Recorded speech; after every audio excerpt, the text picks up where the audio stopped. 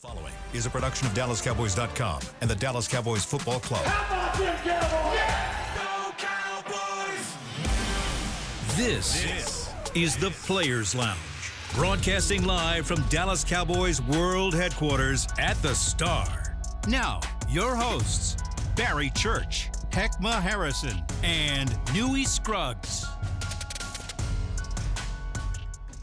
Thursday edition of the Players Lounge coming to you from the SWBC podcast studio at the Star in Frisco, Texas. You know the crew. It's Hek'ma Harrison in the building. Yes, I am. It is the Hall of Fame Toledo Rocket. He is Barry Church, former Cowboy safety. I am merely Newy Scruggs as we have 45 minutes of football conversation. Newy, is there any way that I could beef up my introduction? You know what I mean? I know you merely Newy Scruggs, but can I beef up my intro a little bit? The emails on? You know what I'm saying? You know, WFAA, ESPN. You know, is there anything that I could do to beef up mine a little bit? Voice of high school football. You know, come on, something. You know what I mean? Can I beef up mine a little bit? And that's just off the top of the head. Thank you, dog. I'm just saying. I'm just trying to, you know, everybody clout chasing. I just want to chase some clout too, dog. If you want that Apollo Creed type introduction, Hell yeah. I need Master of Disaster. Undefeated heavyweight champion of the world. Yes. Bobby Willis. Ema's finest. It is. By way of North Texas. I say cats ain't repping North Texas. By way of his mama. Cats ain't repping North Texas now. All of that. That's crazy. I'll just messing with you. I will. No, you're not. You're really not. No, I am truly messing with you. We really know. He ain't messing with you. We know. He We gonna get it for you, man. Nah, we gonna get it straight. I'm getting right. Get my man right. Hey, Chris Bean, can we have the guy add some more to it for Hek'ma? You know, come in. Can we after the intro? Can we come in with a little, that Chicago Bulls music? My man needs his own theme music. Can I get some smoke in his joint? Evanescence from the Mavs, something like that. Work on that. Thunderstruck, something. Thunderstruck. Hey, now you see, now you're taking it too far. Now you need to back up. Now you need to back up. That's it. You was going good. You was going good till you went to the Thunderstruck. AC/DC? You done stop. AC/DC, man. Am I like AC/DC? Into the Sandman. Give me Into the Sandman, man. I go there. That's baseball. You're not a baseball guy. You're not a baseball guy. I try to be. That's Mariano Rivera, the closer. I try to be. You're starting it, not closing. Yeah. Maybe the Rolling Stones start me up. Get some Mick Tommy Jagger. Trumpets up in here. I'll go with that. I like that. You like that? The Rolling Stones start me up? I'm a Stones guy. Right. Yeah, Sandman is here ending it. You're ready to start this thing. But Mariano, that has that kind of ring to it, man. That meant death when you heard it. And Barry has no clue what you're talking about. Nah, man, that's y'all school. Y'all school right now. Mariano, man. Y'all vibing with the school right now. No, I know Mario very bad. 42, right? Yeah, Yankees closer. That was when he came in the game. Too old I thought you were talking about the music wise, but yeah, that's I the kept music. Yeah. Okay, he comes out of the see, I'm pen. not a baseball guy. That's what I said. Baseball. It's okay. It's all right. My bad. When you go to a step show today? Too slow. Oh. What a gold boots. You should have came in here with the gold boots on. You know what I'm saying? You got to get out the What? Get out I see you though. I see you though. You shining and glistening. My brother. It's the Players Lounge. Look at it. And I got the shea butter on. I took it from Hey, Clarence. brother. You took the shea butter. Listen, my wife makes an all-natural shea butter. Well, it's yours. It was hers. Yeah. Clarence leaves it on his desk upstairs in the meeting. It works, don't it? And so it's not being used, so I take it. It get that ash off you. I'm the ashiest brother you know. I'm just telling you. Y'all don't get hot. Y'all don't get hot with the shea butter on. I gotta have it. Clarence have it, huh? I'm like, I have Clarence got white you beat. stockings on. Jaw design. I'm telling you, Clarence Hill got you beat. I'm gonna let you know. Clarence Hill got you beat. I saw it. That's why I helped that brother out. You did. You know what? You really didn't because man. if you don't use it, no. it doesn't work. Absolutely. So that's why I go use it. So let that brother walk around crusty. Hey, you know what my elbows shining. Yeah, you shining, brother. Okay. You definitely shining. So thank your wife. Tell us a very guess good what you product. getting for Christmas? The shea butter. Guess what you get for Christmas? You know, send some to Diddy. That's good marketing. The government, That's good marketing. The government took all That's the stuff. good marketing. The government That's took all good the stuff. marketing. You're going to be all up in that cell, drive for the cell. Satisfy you. Just satisfy you. On know? the airways. Yeah. All right. Wow. Where do we go? All right, I took us off this rails Are early. taking My bad. on the Ravens. God. Sunday at AT&T Stadium, sir. The Ravens are dealing with their fans. There's in panic mode, 0-2. Stats say, hey, you're not about to make the playoffs. This is a critical game for them. The Cowboys, in my opinion, the challenge is going to be, how do you meet that? So Dak Prescott's going to talk now. So we'll hear from him a little bit later on, most likely the 3 o'clock hour on Media Mash, exactly what he has to say. So you'll be very interested on that. Had a good conversation on the Media Mash with Clarence Hill, and I want to bring to you guys here on the Players Line. We'll start with you, Hek'ma. We were talking about the quarterback. Yeah. Dak Prescott, Lamar. Lamar won the MVP last year. Dak was second. Both of them basically got the same playoff record. Good. Losing playoff record. Which quarterback, all right, you're an executive out here. You got a quarterback, and here are the two, Lamar Jackson, Dak Prescott. Who you take? Wow. And Clarence said he was taking Dak. Okay, she'll go with that. Okay. And basically, when he broke it down to Chris Beam, make sure you quote me as I'm right, because Chris was there yesterday for the conversation. Clarence said Dak does more for you as a quarterback, and I said, so you want the guy who's more quarterback-y versus the guy who's won the MVP. Right. And he laughed. He's like, yeah. So that was that's where Clarence went. And then he sent me a thing on statistics, and I'll get you guys the stats after you just kind of give me your opinion about the quarterback. You know, look, I think that when you talk about when you look at Lamar Jackson, he is probably one of the best athletes to ever grace the NFL. That's nice. He was him at hello, from the Timothy. You know what I'm saying? He has been that. For his whole life. Lamar Jackson, I'm sure, in Biddy Ball, Little League, flag football, he was always, oh my God, what's his name? Lamar Jackson. We're gonna see you play on Sunday. You know how the old lady do. Yeah. And he's always been that athlete. And I think him as an athlete, you worry so much about him running the ball. You worry about his elusiveness. You worry about what we were talking about yesterday, extending plays with his legs. What you don't worry about is his arm.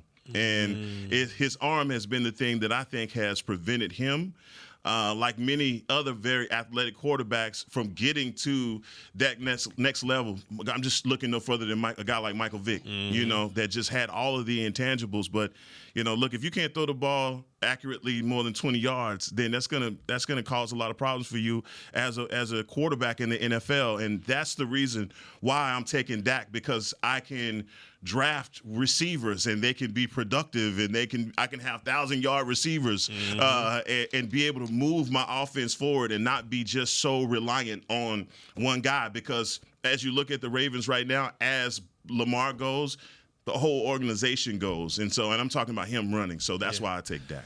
Yeah, man, when you look at it, and I can just go by from when, I started, watching football, in the early 90s, I can just say I haven't seen a quarterback that's majority of a mobile quarterback. And there's guys out there, the Russell Wilsons of the world that they can run as well, but they're predominantly passing quarterbacks. Right. I haven't seen that guy that's super athletic, does it as much as with his legs as he does his arm, probably even more with his legs than his arm. I haven't seen that guy reach the pinnacle. I could be wrong. It could have happened back in the day, but I haven't seen a guy like that reach the pinnacle and take his team to that next level when you talk about the Super Bowl. And if all things are even, they got the same offense, same defense, whatever the case may be, give me the guy that, can perform from the pocket.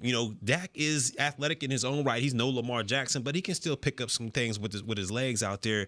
But to me, give me the guy that is a better quarterback from the pocket. I mean, as a defender, it's a nightmare going against a guy like Lamar Jackson because, he can run all over the place and this, that, and the third. But if you have that defensive line, which playoff teams usually do, they usually have that defensive line that can get after the quarterback and make things hard for him. It makes it hard for those type of quarterbacks to get to that next level because you can't do it with your legs alone. Now, I'm not saying that Lamar Jackson is not the greatest quarterback who can't do it with his arm, whatever the case may be. But if it's up to me and I'm looking there and I say, I got to get my team to the next level, give me a quarterback that can do it from the pocket as well. I got to go with Prescott on this. And as I'm listening to us say this, I'm reminded that Lamar Jackson is a 2-time MVP. Yeah, this is fact. He won this. We just said the whole league. The whole league. That's true. We just made that whole statement about the 2-time MVP. One time unanimous. Yeah. You know what I mean? Then that's crazy, right? It is. I don't know. Maybe we have a little bias. Somebody break this up, man. Okay, so, and I just texted you guys a stat. So, comes to games. Dak, 52 games. Lamar, 57 games. Completion percentage. Dak 68.2, and Lamar is 64.7. So Dak edge there. Pass yards, Dak is ahead. 14,153. Lamar 12,079. That's closer than I thought. Pass yards average, Dak 7.6, Lamar 7.5. Pass yards per game, Dak 272, Lamar 211. Passing touchdowns, Dak with 107, Lamar 85. Interceptions, Dak 40, Lamar 37. But go back once again, Dak 107 touchdown passes to 40 picks. Lamar, 85 touchdowns versus 37 picks. Yeah. Those are ball less, picked more. Quarterback rating, 100.6 for Dak. For Lamar Jackson, 95.1. Rushing attempts, Dak, 169. Lamar, 537. Damn. When it comes to rush yards, Dak, 678. No, he ain't reached the stack. Lamar Jackson, 3,524. Whoa. That's the difference. Bingo, front row. Rushing yards average, Dak 4, Lamar 6.2. Rushing touchdowns, Dak with 7, Lamar 17. Championships, 0. Pro Bowls, they're even. All pros, right there. And then, of course, when it comes to MVPs, there's your difference because Lamar Jackson has 2 of them. And just based on what you said, you win 2 MVP. You win 1 MVP in this league. It's pretty special. Oh, yeah. You win 2 of them. You know what? That legitimizes you as probably the best quarterback in your franchise's history. Oh, 100%. You know, in anybody. I mean, anybody's. If you're winning 2 MVPs, you're most likely the best quarterback in ever your franchise's history. Yeah. And when you think about the Baltimore Ravens quarterback history, it is Lamar Jackson. You're right. I didn't want to say nothing. It ain't Elvis Grbac. It ain't Vinny Testaverde. Not at all. It's not Flacco. It ain't Trent Wilford, Joe Flacco. It ain't Tony Banks. You know, it ain't Kyle Bola. It's Lamar Jackson. It is Lamar Jackson. So the stats are very good, but it's, to me, I think we're really, obviously I give the edge to Lamar Jackson. He won the MVP 2 times. But we're really looking at 2 guys that are right there, in my opinion, at the same point in their career of, hey, people want to see you go to a championship level. Yeah. That's where people are at now. You both have great contracts. Lamar ended up setting the record for quarterbacks, which got broken, and Dak broke it. Guys are looking at you just saying, hey, man, you need to go get this done. Both guys suffer from some of the same criticisms. Can't win in the playoffs like you need to. Both of them had awful playoff games last year compared to what people thought they were going to do. Right. That hurt them. And accuracy becomes a thing that people talk about with them, especially more so on Lamar. But, hey, can this guy beat me from the pocket when he needs to in the most important game? So I look at these players, they're kind of like the same 2 dudes on the same trajectory. For a while, I'll give it an NBA thing for a while, when I saw Dirk Nowitzki and Kevin Garnett. Both were having success in the Western Conference, Minnesota for Kevin, Dallas for Dirk, but they weren't getting to the championship round. They weren't getting there. It took them a while to get there. Both ended up doing it, winning championships, but they were kind of on that same trajectory for a while. Both won MVPs. But that is a great comp. And the reason I say that is because they were the measurables probably the same, but 2 totally different players. 7-footers, yeah. But when it comes to Dak and Lamar Jackson, you know, obviously those similarities that they have, but 2 completely, totally different athletes, and one obviously being a first-round pick in Lamar Jackson. I think the pressure, as we talk about the pressure on Dak playing for the Dallas Cowboys, it has been even more for Lamar Jackson with where he's been picked and the kind of player that he is. I mean, he's a guy that he goes up in front of the media, cornrows. He's a Florida boy, you know. And so that's something that perception-wise is looked at completely different in the NFL, because what you think of as a, program-leading, franchise-leading quarterback is a lot different than the picture you see with Lamar Jackson. All right. And he is who he is. Yeah. He's not trying to change that for nobody. Mm-hmm. And I applaud him as a player, not listening to all the outside noise and trying to change who he is to appease those on the outside. He knows who he is, and he plays to whatever those strengths are. I think when you even going back to and I say that, going back to the AFC Championship, he changed a little bit. You know, he wanted to will and deal. In that instance, the MVP may have gotten to his head at that point that, you know, I want to show everybody I can do this. I can do it. You know, and it's like, come on, baby. Be who you are. Be who you are. And so that's the one thing about Lamar Jackson. At this stage of his career, his axe is still sharp. You know, he's not falling off by any means on the athletic side. So, you know, I think this is going to be a great matchup between two quarterbacks. Like you said, they're both kind of in that same expectation range where people are like putting a lot on them. Yeah, but there's definitely more pressure than on Lamar to win this game. If we're talking about what's going on in week 3. Damn. 100%. Damn. 100%. I mean, you just said it earlier in the broadcast. What's the percentage of teams that made it to the playoffs 0-3? It's like 2.5. You want to tease that? You want to tease that? Something crazy. You want to tease that, Newy? I mean, yeah, we can go there because it is both of them in their own ways are in the same pot right now. The water is hot. What's boiling? It's hot, and neither can afford to lose this game. And whoever loses this game, their fan base is going to be upset. Who is it on more?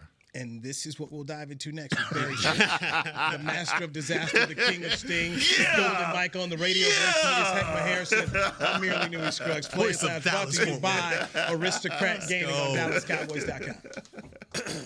Hey there, Cowboys Nation. Kyle Yeomans here, sharing that same team that brought you Buffalo, bringing NFL casino games that show America's team on and off the reels. Aristocrat is changing the game with a new experience. Football fans, this means you can pick your team and play your team. Check out the Cowboys-themed casino games developed by Aristocrat, a proud sponsor of the Dallas Cowboys. Gambling problem? Please contact the U.S. National Problem Gambling Helpline at 1-800-GAMBLER. That's 1-800-GAMBLER for 21 and over. Hey Cowboy fans, I'm Dak Prescott, quarterback of the Dallas Cowboys. But lately, I've been learning a new game, crypto. Sound confusing? Don't worry, even us pros were rookies in crypto once. That's why I trust blockchain.com. They make crypto easy. No confusing jargon, just the tools to help you win. Prescott keeps it, slides with a first down. Invest like your icons, where everyone is a rookie in crypto with blockchain.com. Perfect throw, my goodness.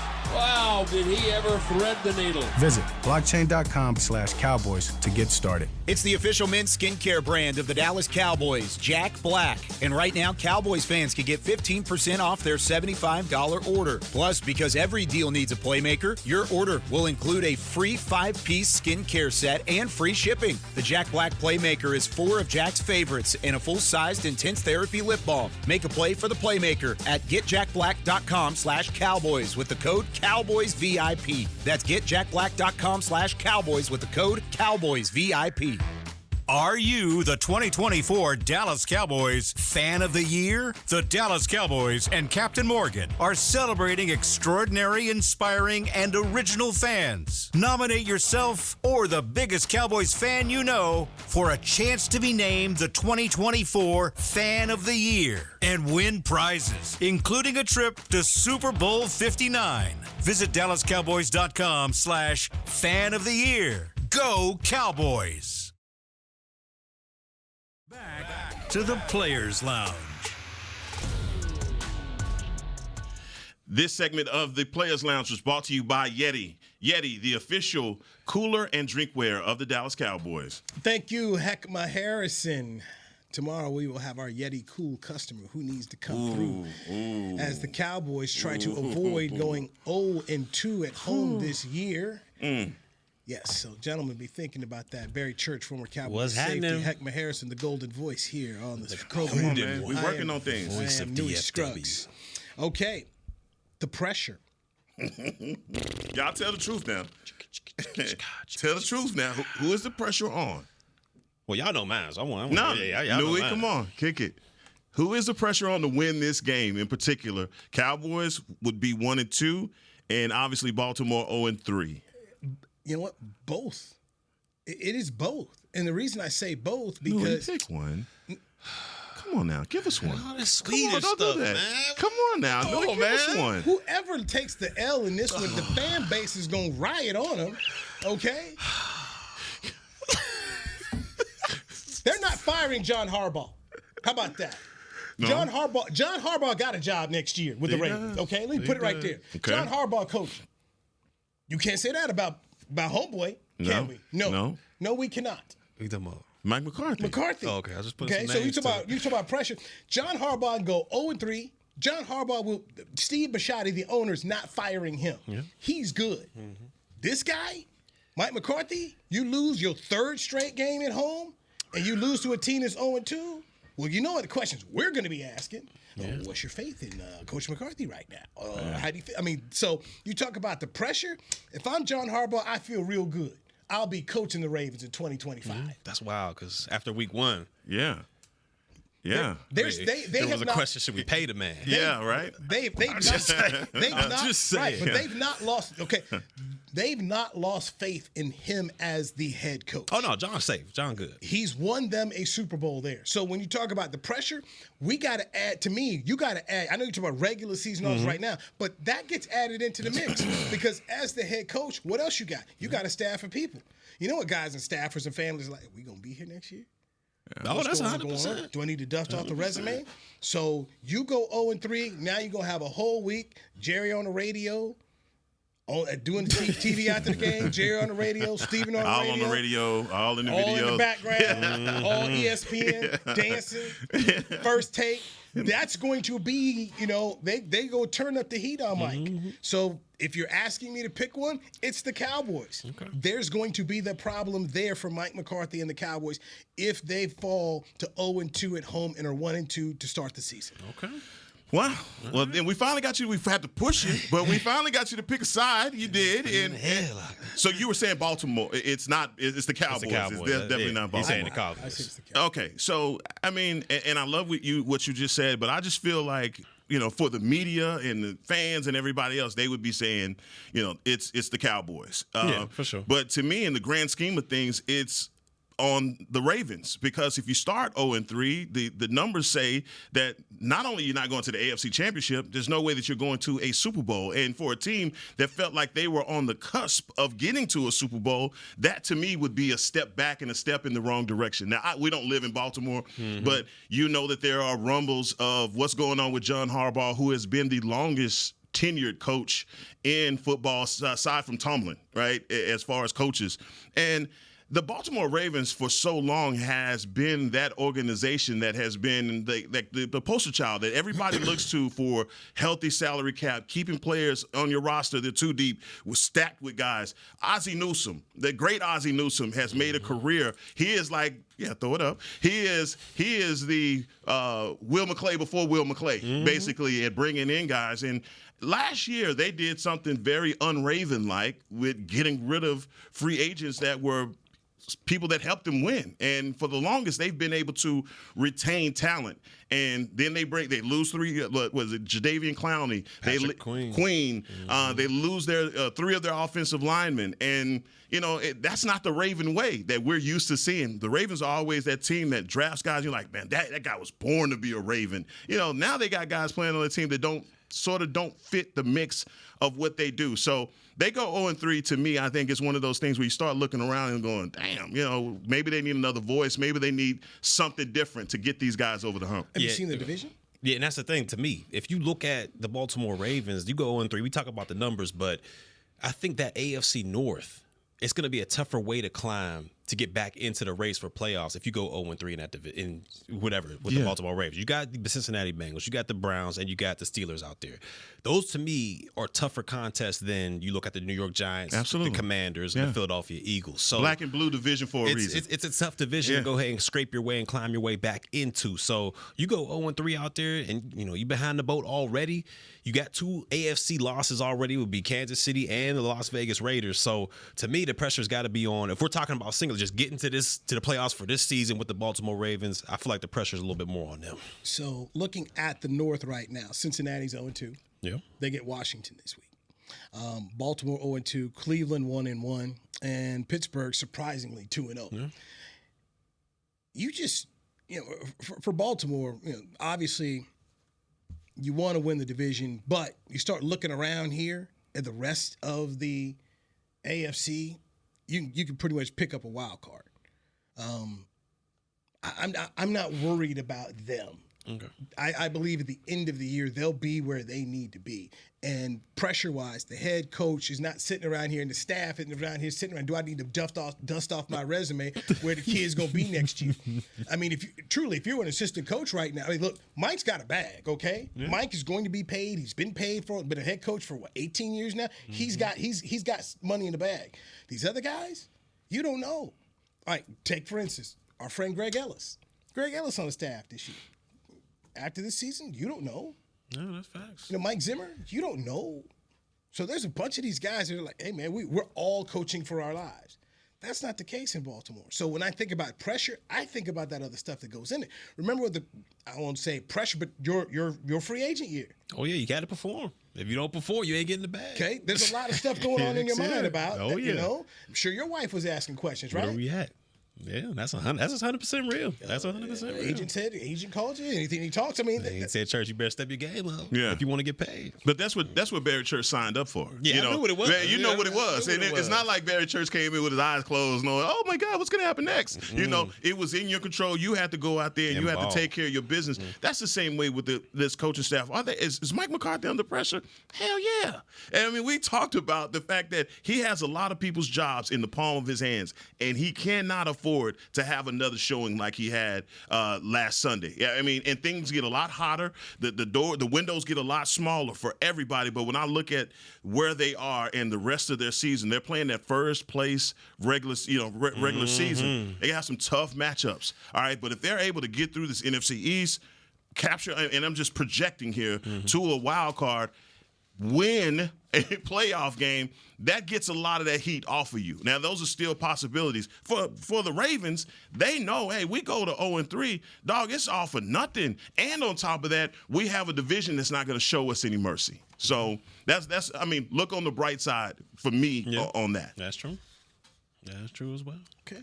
We can agree to disagree. Disagree. Yeah, for sure. That's what we need. It's a players' lounge. What? We have our thoughts on that. Yeah. This game cannot be over before halftime. No. The last two Cowboy contests have been over by halftime. You might as well just go on to Texas Live and get a drink and get ready for the afternoon games. You can't have that again. And actually, my best friend works over there. He's like, you saw people, they were there at halftime. You left already? Like, yeah. You paid all that money? Like, yeah, we ain't gonna stay here for that. Mm-hmm. So, because the beers are cheaper. Oh, 100%. Cheaper over there. $15 cheaper. That kind of there's some pressure. Okay, hey, guys, we need to keep this close. Yeah. Man, that's what we fall into. Yes. Can we keep this thing? Come on, man. It's third game of the season. Man, what is the So yes, you say third game of the season. But being the coach of the Cowboys like Mike McCarthy is, you just don't get to say it's the third game of the season. You're carrying this stuff with you. Mm-hmm. They want to talk about it. Well, Green Bay's got nothing to do with it last year. Nah, not in this fan base's mind. Right. Not in the owner's mind. It's right there. So you carry it with you. And in some ways, the trouble for being the head coach of the Cowboys is you are dying for sins for what other people haven't done here for the last 30 years. Like the running game. But you signed up for it. And now, when you talk about the pressure, here comes a team that we know can run the ball. We had a team that ran the ball last week with a dude who stayed in the pocket and only threw it 16 times. This guy this week is looking to get out. Right. Oh, by the way, Mozzie left practice yesterday with a back issue. They put Phillips on IR.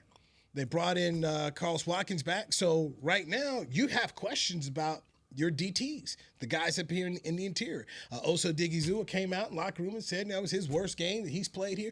Yeah. So, yeah, man, I don't know. I wouldn't be sleeping real good at night. No, and I don't think any of these players should be or are. I mean, I think they feel as though they got embarrassed at home, and the national media is reminding them each and every day. The fan base is reminding them that was an embarrassment. I mean, some of it's not fair, Micah, in that situation, but at the same time, that nobody's pleased with the way last Sunday went, and nobody's pleased at the way the last two home games have gone, and that's why I say this is a gut check game, because Baltimore doesn't embody anything else but a team that says we are a running team. They're not going to try and air you out. And so in order for them to escape from being 0-3, they have a plan to run Henry over and over again. And if I see a guy making a business decision, there's going to be business decisions made. Come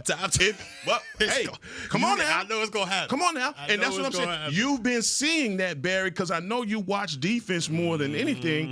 And it's just an epidemic. It ain't just in the pros. It's in college. It's everywhere. Guys bouncing around, jumping in and out of holes, trying to avoid, whether you're guessing wrong or whatever it is, you're reading the wrong keys. And that's just bad defense. Last Sunday was bad defense. Our linebackers couldn't play. They were getting, those construction barrels thrown at them.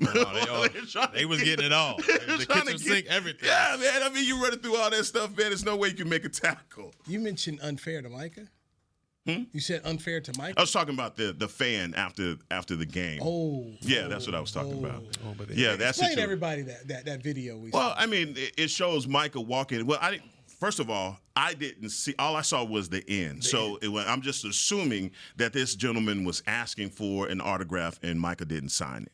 And at AT&T Stadium, the fans, one of the great things about AT&T Stadium is the fans are able to see the players walk in and walk out. And if they get an opportunity to sign a jersey or a helmet or something like that, they'll do it. In this case, Micah just walked straight out. I guess he just lost the game. He just got embarrassed. Yeah, which is understandable. Yeah, he didn't want to sign it. And the guy, calls him whatever. Curses at him in front of he's probably there with his family. And I just look, man. Look on both sides. It wasn't a good look. It wasn't a good look. But that's why I say fans are probably more frustrated than normal. But yeah, that's not how you do it. That's not how you do it. When I saw the video, what disturbs me about this church, and you're a former player, and you've been through that gauntlet. Right, you've made that walk before, is you take away that barrier. Let's see how manned up he wants to be. No. Please, God, don't take the barrier away. Keep the barrier right there. Let's keep the barrier right. Let's be man-to-man, one-on-one. You ain't gonna hear nothing. And see how you do that. And so there you're charged being the professional player. You have to ignore it or keep on going. Your humanity is just taken away. You just have to sit up here and do it. Now, we don't know if Micah had his kids around or anything like that at all, man. Or who else was around him. And you have people that act in that fashion. He doesn't owe you anything. He doesn't owe you. You can buy the jersey. That doesn't mean he's required to sign it or sign anything that you have. And, oh, by the way, this was a grown man. Yeah, it wasn't no kid. This was a grown man. So go ahead. This is just me. It's hot last week, right? Yeah. They just got blown out, right? I'm not standing outside as a grown man, holding up something, waiting on another grown man, begging and please signing and hoping he comes over to me after he deals with all the kids.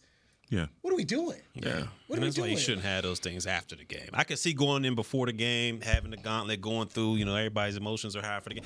But afterwards, man, win, lose, or draw, I mean, you just got your tail kicked in. And the last thing you want to do is sign something. Go over there and sign something. Right. Especially if you was a non-factor in the game. Like, that's one of them things where you just like, man, I can't do this right now. Like, I'm focused on how am I going to get better? How am I going to get my game to the next level? You got a guy talking about sign his jersey, sign his helmet. You don't do it, he curse you out. And we don't know if he had signed something earlier as well. Yeah, that's facts. No, we don't know if he signed something earlier as well. But just that whole premise, because you didn't do what I wanted, means now I get to therefore curse you out. And because I know you really can't say anything back to me. Not with all these camera phones around here. Yeah. You just really can't. I just... It wasn't a good look, and some class and decorum, man. You're too young for this, but bro, the way you was raised with some home training and manners is just non-existent, man. Yeah. You just do that to people, man. Look, I didn't like it. And what you were just saying about after a loss, and I pray that they don't get rid of that because I think those are fans' opportunity to finally see the Toledo Rocket Berry Church. You may not most people I know, they never even been to a Cowboys game, Right. let alone seen a Dallas Cowboy in real life. So, that doesn't mean you act a fool when I see you. I don't mean I call you out of your name. But at the same time, for some of these kids, they wait and they want to get this something signed by their hero. Now, grown man, if you're getting something signed, what is it for? You can say it's from a man cave or whatever, but we live in a time where we know better. People are selling those items, at the end of the day. So, look, it wasn't a good look. I didn't like it at all. No, it's just not the way you treat other people. Just humanity out of place. It's just not the way you treat people. All right, let's get our final break in here. How does Dak help the defense? Let's dive into that. The Players Lounge, Barry Church, Hek'ma here. Some Newy Scruggs, DallasCowboys.com radio, brought to you by Aristocrat Gaming. I'm Cowboys alumni, Danny McCray, here with Smoothie King asking, what's that sound? That's the sound of me sipping one of their Power Pack smoothies with over 10 grams of protein. With real fruits and organic veggies, because at Smoothie King, what you see is what you sip. So grab a delicious Smoothie King smoothie, throw a straw in your jaw, and get sipping real. Smoothie King, the official smoothie of the Dallas Cowboys. To kick off the 2023 NFL season, Hugo Boss teamed up with the NFL and Micah Parsons to launch an iconic apparel collection featuring hoodies, crews, t-shirts, polos, joggers, and more. The bold, unique apparel of the Boss NFL collection unites football and fashion while reflecting what it truly means to be a boss. Get yours today at nflshop.com/HugoBoss, at HugoBoss.com, and at Boss retail stores. #Be your own boss. Hey there, Cowboys Nation. Kyle Yeomans here, sharing that same team that brought you Buffalo, bringing NFL casino games that show America's team on and off the reels. Aristocrat is changing the game with a new experience. Football fans, this means you can pick your team and play your team. Check out the Cowboys-themed casino games developed by Aristocrat, a proud sponsor of the Dallas Cowboys. Gambling problem? Please contact the U.S. National Problem Gambling Helpline at 1-800-GAMBLER. That's 1-800-GAMBLER for 21 and over. Raising Cane's presents the other rules of football. Rule 1. Any broadcast without the express addition of cooked-to-order Cane's chicken fingers is prohibited. Rule 12. No crinkle-cut fries, Texas toast, or craveable Cane sauce constitutes an illegal formation. And Rule 31, anybody who loves to feed their game face is an eligible receiver of Cane's. When it comes to winning game day, Cane's rules. Raising Cane's chicken fingers. One love. Go Cowboys. Back to the Players Lounge.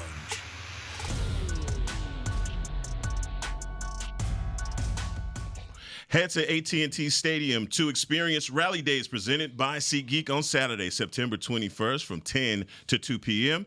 Get ready to cheer on your Dallas Cowboys with tours of AT&T Stadium, autographs from the Dallas Cowboy cheerleaders, ticket giveaways, games, and more. Visit attstadium.com/Rally Days to get your tickets today. Hek'ma Harrison, thank you very much. Barry Church, I'm Newy Scruggs, Players Lounge, brought to you by Aristocrat Gaming. Cowboys taking on the Baltimore Ravens. Ravens favored in this game.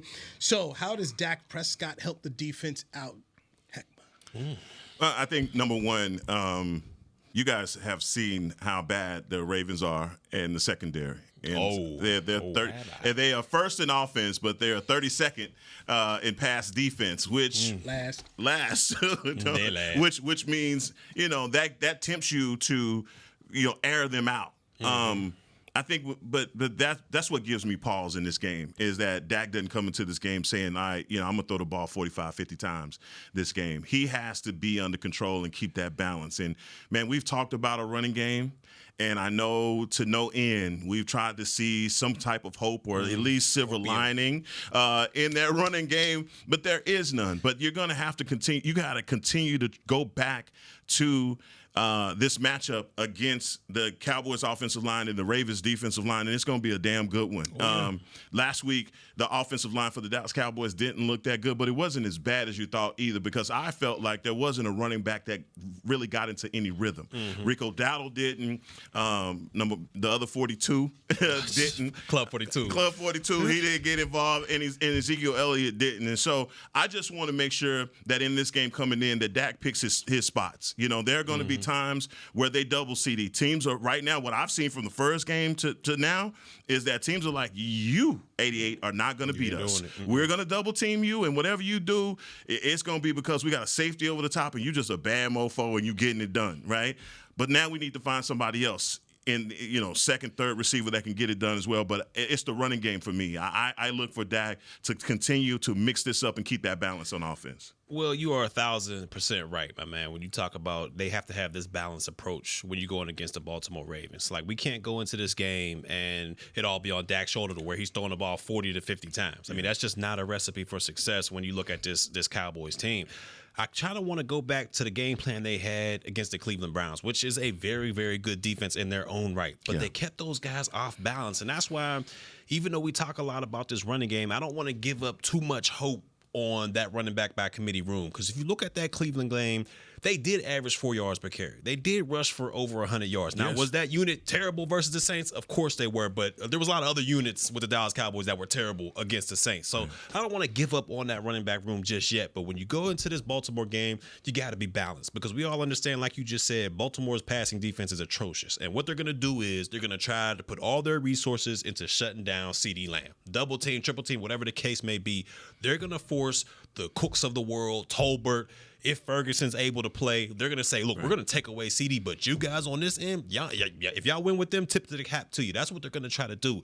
And to me, you got to have that running game in there. Even if you're only averaging 2.5 yards per carry. Right. Even if that's the case, you got to keep that defensive line from the Baltimore Ravens honest. You can't just let them go back there, pin their ears back, and get after Prescott. You can't let that happen.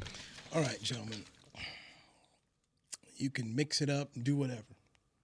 To me, this is real simple, and it's a problem that was happening throughout the league last week and week 2. Cowboys, 0-3 in the red zone. Lost. That's huge. Washington last week was 0-6 in the red zone. Man, they got down there 6 times. But they won because they kicked 7 field goals. Right. Detroit, 1 of 7 in the red zone last week, lost. Tennessee, 1 of 4 in the red zone last week and lost. And Cincinnati, 2 of 4 in the red zone last week and lost. We saw this with them last year with this football team. Red zone issues are a problem. We thought it was solved week 1. We kind of go back and look a little week 1. They left some meat on the bone there too. They've got to get better there. New Orleans, on the other hand, they were 4 or 5 in the red zone. Okay, so to me, I don't care how you get there, mix it, throw it 40, run it 40. I don't care. You better punch the ball in the end zone against this Ravens team and try to make them one-dimensional so that Lamar Jackson has to throw. You've got to go ahead and do that. So, lots to get to, man. We got more stuff to go there. Let me inject this before we get out of here. Look at this: the offensive and defensive line. The defensive line for the Baltimore Ravens. Some big boys in the middle. They stout. Okay, and they have a guy named Nnamdi Madubuike from Texas A&M. He went to McKinney North, kid out of the Metroplex. He's been that size since high school, though. That dude is huge, man. Big man. That dude is huge. But what I'm telling you is they move him around a lot, and this is going to be even weird for me to say as I've filtered this through in my head. Zach Martin has looked human in these last couple of games. And when we throw out criticism, we miss Zach Martin in that because he's, 2 holding penalties for a year, All-Pro, Pro Bowler, all that. That's just who he is. But there's something about his game right now that's like, oh, man, I haven't seen him get beat like that. Madubuike is going to be one of those guys that they have got to stonewall him inside because you've seen, even in that Saints game, Dak was taking a lot of pressure up the middle. Please remember also that they did sack the Raiders quarterback 5 times. Minshew. They did sack him 5 times. So, that will alter your offense completely if Dak is on his butt 5 times. Go at Humphreys. Thursday night football. Better believe it. He's not what he used to be. Got to go at him, I'm telling you.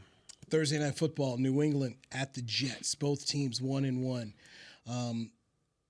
Jets are favored in this game. Give me the Jets to win 28-16. Yeah, I'm with you. Give me the Jets to win there 24-17. A-Rod, first game back in New York since the Achilles. Breece Hall I think he's the secret sauce. Until you could tell that Aaron Rodgers is still working his way. So I'm going with the Jets too. 24-20 is my score. All right, there we go. Yeti Cool customer. Make sure we're on it tomorrow for Friday's show. The fan that was outside the barrier. Be a cool customer, man. He's my.